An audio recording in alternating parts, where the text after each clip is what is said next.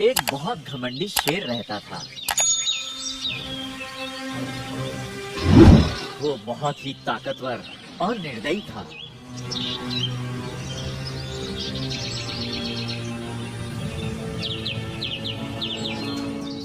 वो जानवरों को मजे के लिए ही मार देता था और जंगल के बाकी जानवर भी उससे बहुत डरते थे।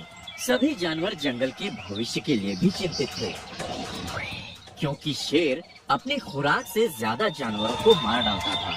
सभी जानवरों ने एक सभा बुलाई। हमें क्या करना चाहिए? इस तरह से तो कोई जानवर नहीं बचेगा पूरे के पूरे जंगल में। मेरे पास एक सुझाव है। हम शेर को बताते हैं कि उसका भोजन हम उसके पास रोज भेज देंगे। रोज हम में से एक जानवर को अपनी मर्जी से उसके पास जाना होगा। बाकी बचे जंगल के जानवरों को बचाने के लिए। ये एक गंभीर निर्णय था, पर सबको मंजूर था।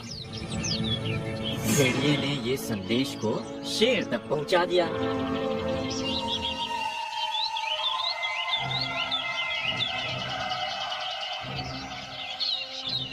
शेर को भी ये मंजूर था।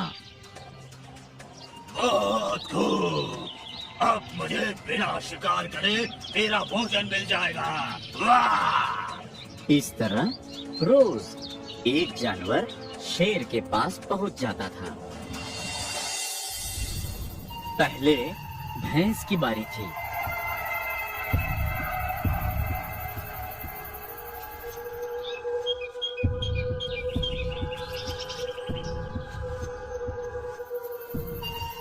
दूसरे दिन शेर के पास हिरण गया। उसके बाद ज़ेब्रा की बारी थी। कुछ समय ऐसे ही चलता रहा।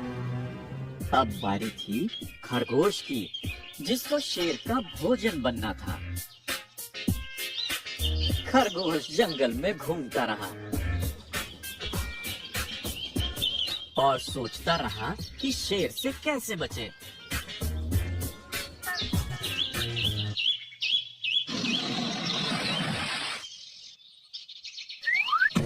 उसने शेर की गुफा तक पहुंचने में बहुत समय लगा दिया।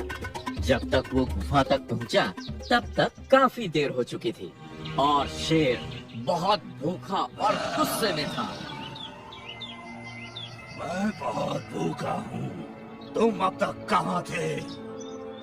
तुम बहुत छोटे हो। तुम्हें खाकर मेरी भूख शांत नहीं होगी। जंगल के सभी जानवरों को इतना कम भोजन भेजने की सजा भुगतनी पड़ेगी। हे राजा, मुझे माफ कर दो। मुझे देर हो गई क्योंकि मुझे दूसरा शेर मिल गया था जंगल में।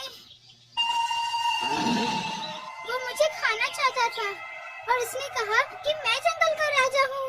वो राजा? हाँ? तो और उसने तुमसे क्या कहा?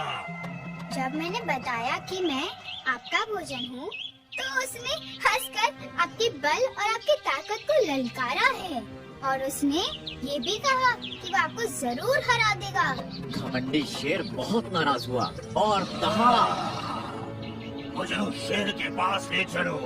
मैं उसे दिखाऊंगा असली राजा कौन है। हाँ, क्यों नहीं जंगल के राजा।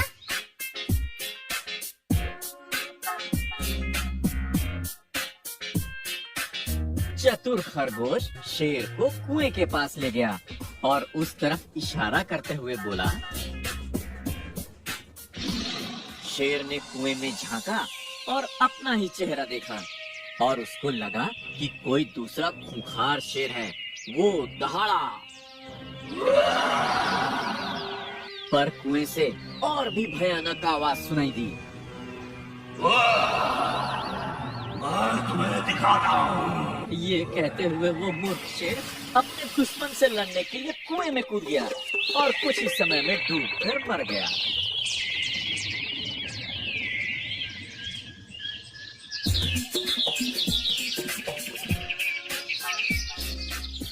खरगोश खुशी खुशी जंगल वापस चला गया। और उसने सब जानवरों को सारी कहानी सुनाई। बाकी जानवरों ने खरगोश की खूब प्रशंसा की और वे सभी खुशी खुशी जंगल में रहने लगे।